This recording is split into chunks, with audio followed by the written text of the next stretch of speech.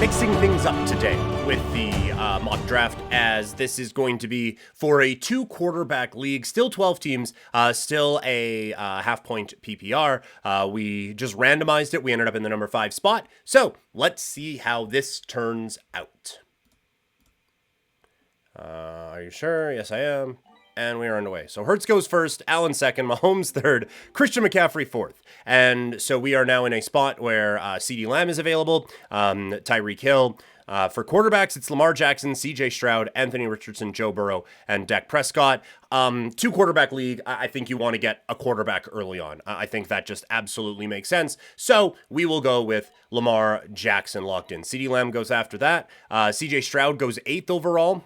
Before him, it was Lamb and Hill. After that, we do have a run of receivers of Jefferson, Chase, and St. Brown. Then Richardson goes, Bijan Robinson, and Breece Hall. So normal first-round picks going in the back of this one with A.J. Brown, Joe Burrow, Jahmyr Gibbs after that, and then Garrett Wilson and Puka Nacua right before us. So now we are here in the second round with some players that obviously aren't normally there in the second round. Saquon Barkley is still available here. Marvin Harrison Jr., Jonathan Taylor, and a few others. But I have gotten in trouble going this way before with 2-quarterback leagues, but I want to see how this plays out. So let's see what happens when you go boom, boom, quarterback. Let's go Lamar Jackson. Let's go Kyler Murray. A couple quarterbacks that have that cheat code, and we're locked in. So after 2 rounds, we are the only team with 2 quarterbacks. And now, again, we have some work to do in the other positions. Travis Kelce just came off of the board. Quarterbacks we're not even looking at the rest of the way. We may do something with the backups down the line, but yeah, we're not even looking at quarterback right now.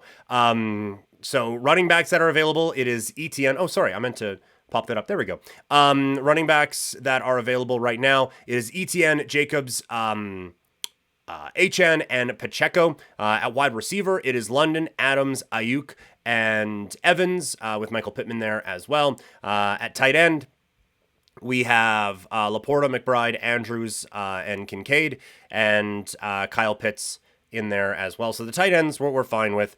Running back, there's still a few that we're comfortable with. I feel like wide receiver almost falls off a bit more of a cliff. No, looking at it, we can still see down a little bit further, like Deebo Samuel and all those guys who we have ended up with are still there. So let's go with the running back spot. I spent all of last season kind of trashing him, but I have no choice but to buy in now on Travis Etienne. So to come out of that with both of our quarterbacks kind of locked in, and Travis Etienne now as our running back, I feel very, very okay with how that plays out. So it circles back around to us. A few of the tight ends have come off of the board. Andrews, Pitts, Kittle, Bowers still available. So I'm not going to get too panicky about that just yet. In terms of the ADP, obviously the quarterbacks are a little bit higher. Pacheco is kind of the next best available with Rashad White. And then there's a bit of a drop down to a James Cook, but a player we're comfortable with in a James Cook.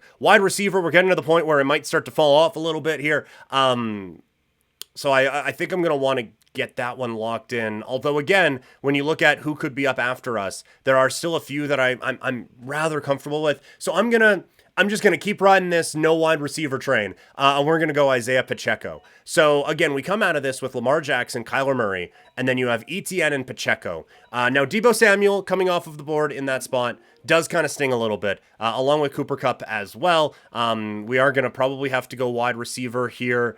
Looking at it, like maybe we miss out on one of our tight ends that we've been drafting for a while, but there might be a bit of a safety blanket down there, or a safety net a little bit further down. Going James Cook here would be absolute insanity, and so maybe this kind of proved that maybe I didn't need to go Pacheco there, go one of the wide receivers, and then we get James Cook, who we're very comfortable with. But there are still some very good receivers on the board. I am going to go with DK Metcalf here. I kind of like it a little bit better than Nico Collins, so we will go DK Metcalf in that spot. Nico Collins goes right after us. Another receiver, and Devonta Smith. Then James Cook does come off of the board. Alvin Kamara, Kyle Pitts, and Evan Ingram. So we're kind of hoping we don't see Kittle pop up here as Herbert, another quarterback, gets drafted. Kenneth Walker, Keenan Allen, Joe Mixon, Zay Flowers, T. Higgins come off, and then DeAndre Swift and Tank Dell. So it comes back around to us. Kittle is still there and is the best available non-quarterback according to the rankings that they have provided us here. And I think that is absolutely something we take advantage of. I don't want to dip down into that kind of nothing area of tight end. And so even in this type of a draft where things are a little bit all over the place, getting Kittle there absolutely makes the most sense to me. And so again, we're going to bypass all of these quarterbacks.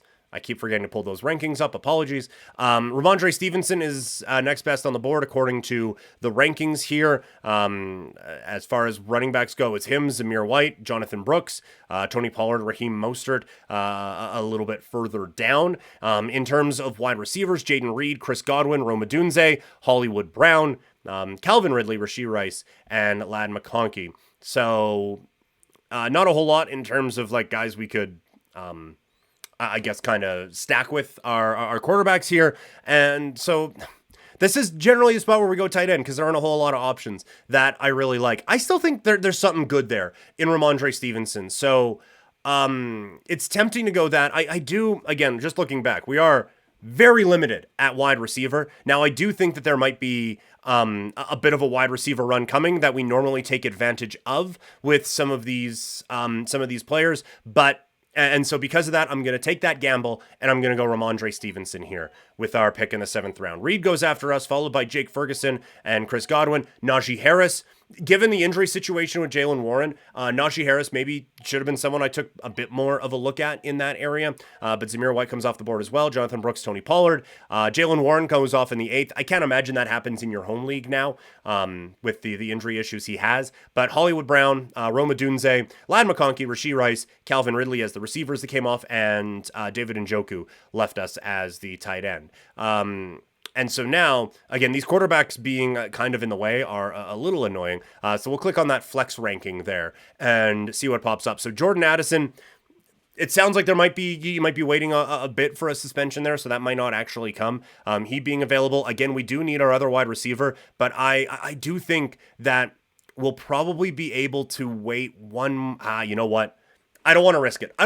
Like Raheem Mostert has been someone we've been going with for quite a bit, but we have ETN, we have Pacheco, we have Stevenson. Let's make sure we get the receivers that we want. And so if you've been watching these for any amount of time, you know that I'm talking about Jackson Smith and Jigba or Christian Watson, also Jameson Williams in that neighborhood as well. So let's just make sure we get them with Christian Watson here being the first one. Jackson Smith and Jigba moving up these rankings a little bit. That's interesting. So Mostert does go off of the board. That is kind of something that we anticipated probably would happen. But this is going to work out great for us. As it swings back around, we still have an opportunity to get Jackson Smith and Jigba with this pick. And so we are 100% going to do that. And now all of a sudden, I feel very good about our depth at both receiver and running back now. And I feel very comfortable. And now we're seeing the run of quarterbacks kind of coming off of the board, which 100% makes sense.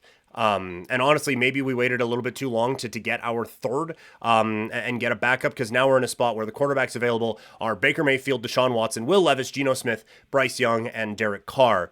So at this spot, I'm not even going to mess around with any of that, really. And so here we have Gus Edwards as the best running back available, along with Brian Robinson, who has been a very tempting option for us so far. But I'm going to continue on with our receiver trend here and go Jameson Williams. So we get all three of the receivers that we generally hope for in this neighborhood, and I feel absolutely fantastic about that. So now comes back to us in the 11th round. Trey Benson, one of the top ones available on the board there, along with Cortland Sutton, Tyler Lockett. But the name that interests me here, there's a couple. It's Chase Brown and it's Jerome Ford. Brown might be the better player. I think Ford has maybe a quicker access to opportunity, but maybe not so much in the red zone. But I think right now we're going to go a bit more on the safer side, and we are going to go Jerome Ford here, just over Chase Brown. As it swings back around to us, Benson comes off of the board,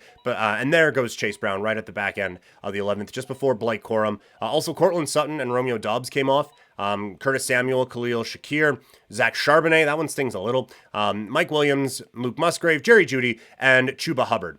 So it is now back around to us. Receivers in this area right now, Jacoby Myers, Rashid Shaheed, Xavier Legette, Adonai Mitchell, and Joshua Palmer. In terms of the running backs that are available, according to their rankings at the top of the board, it is Keandre Miller, J.K. Dobbins, Jalen Wright, Rico Dowdle, and Antonio Gibson. So not a whole lot is just screaming out at us right now. And so this is not something I would almost ever do in anything else, but I do think we are going to go with a backup quarterback here. And so one thing I forgot to check.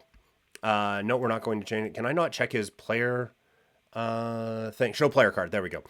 When is our bye week here? 1, 2, 3, 4, 5, 6, 7, 8, 9. They don't have a bye until week 14? Holy crap. Okay, so week 14 bye. No, that's fine.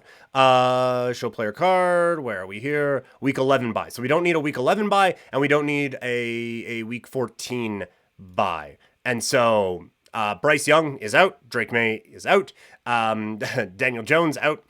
Also, Bo Nix doesn't have anything for us at this point, and so it feels ugly to draft Derek Carr in anything. But I don't love the idea of coming out of this with just the two quarterbacks, especially a couple of guys who have been a little on the injured side. And so maybe I did wait a little bit long to get this this backup quarterback in, but we are going to go Derek Carr there and just make sure that we have some quarterback depth. And if the new hotness comes up, we can drop that guy tomorrow and feel very all right with that. All right, we have 3 picks left. We're into the 13th round. Nothing is jumping off of the board at me at this point, and so we are going to go the defensive route, and we're going to take the New York Jets with our pick here. So we get ahead of the defensive run, and then honestly, we'll see if there is a kicker run. Jalen Wright comes off of the board. That was a name that I was maybe hoping for. The defenses have certainly started to pile off now.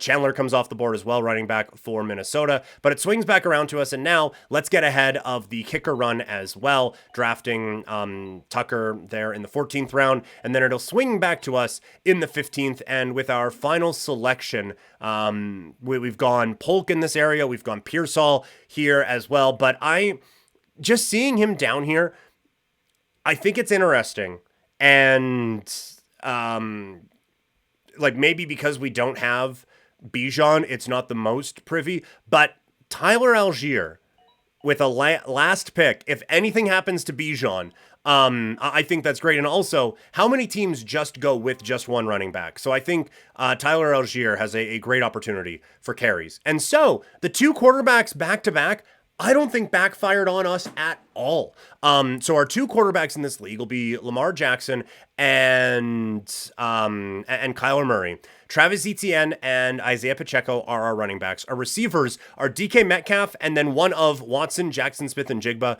and Williams. Our tight end is Kittle, and our flex will be either one of those wide receivers or Ramondre Stevenson. I think going with the 2 quarterbacks there early, because there are players in the middle round that we're targeting and we're quite excited about, I feel really, really good about how all of this played out. So that's going to do it for this. Thank you guys so much for tuning in.